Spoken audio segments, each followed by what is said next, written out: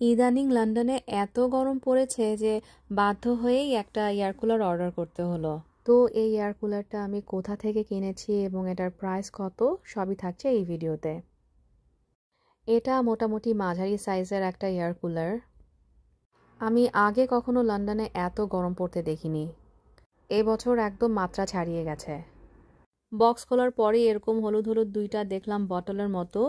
এই দুইটা ফ্রিজে রাখতে হয়, ফ্রিজে রাখলে একদম ঠান্ডা হয়ে যায়। ডিপ ফ্রিজে রাখার পরে এটা ঠান্ডা হয়ে যায় বরফের মতো।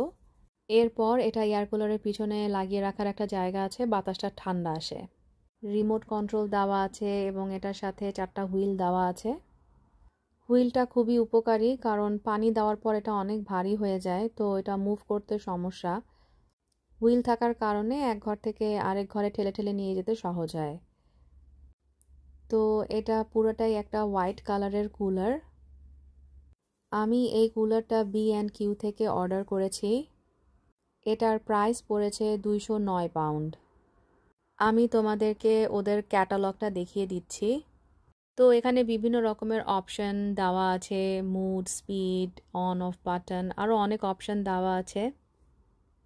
তো নিজেদের পছন্দ মতো অপশন অনুযায়ী এটাকে অ্যাডজাস্ট করে নেওয়া যাবে। তোমরা যদি কেউ কিনতে চাও এটা দেখে কিনতে পারো। এটার নাম প্রো ব্রিজ। ক্যাটালগটা দেখিয়ে দিচ্ছি, মডেল নাম্বারটাও এখানে দেওয়া আছে। সাইডে এখানে স্লট দেওয়া আছে পানি দেওয়ার জন্য, এখান দিয়ে পানি ঢালতে হয়। বাতাসটা নর্মাল ফ্যানের থেকে অনেক গুণ ঠান্ডা। আর যদি এখানে ফ্রিজে রাখা পানি বা বরফ দেওয়া হয় তাহলে প্রচণ্ড ঠান্ডা বাতাস আসবে। গরমের জন্য খুবই ইফেক্টিভ একটা প্রোডাক্ট।